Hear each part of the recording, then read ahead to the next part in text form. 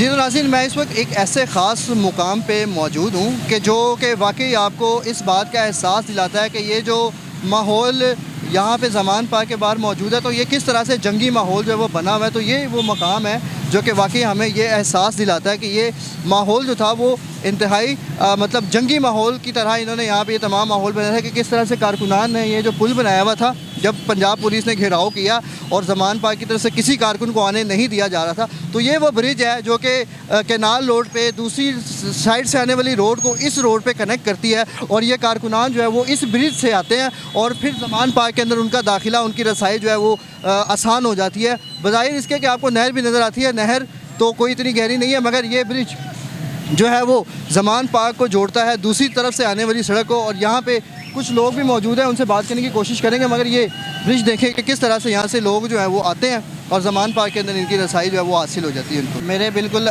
Left hand पे आपको नज़र आ रहा है कि मेरे साथ इस वक्त एक जोशीले कारकुन जो है वो मौजूद हैं।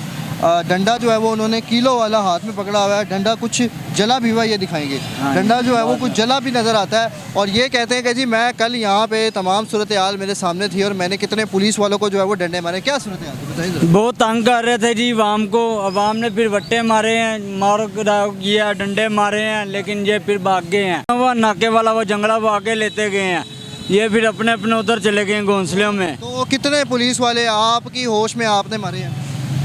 बाबा 2-3 जनों को जो है ना वो पत्थर लगे हैं, तो ये फिर भाग गए हैं। अच्छा, जब शेलिंग हो रही थी तो आपके क्या इंतजाम थे?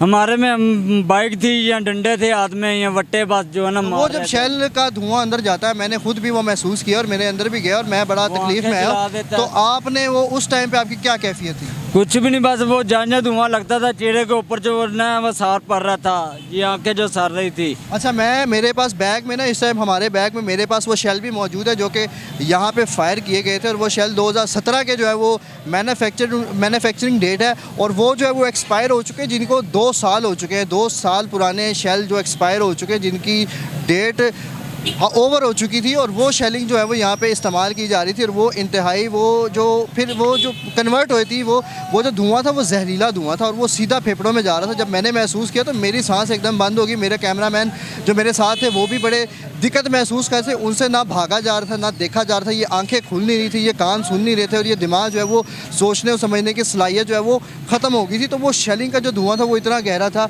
ये मेरे साथ, आप आए ज़रा, ये मेरे साथ और कारकुनान मौजूद है सामने। तो क्या कैफियत थी, कहाँ थे कल आप? हम यही थे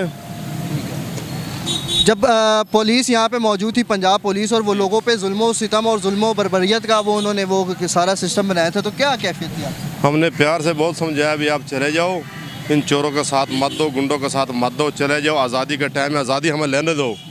वो नहीं रुके, फिर भगाया हमने, फिर भागे, फिर नज़र नहीं आए। तो जब शेलिंग हो रही थी तो उस टाइम पे आपके पास क्या मास्क था, क्या किस तरह से आपने? हमारे शायद ही मास्क थी हमारे पास, डांगे छोटे थी हमारे पास, ठीक है।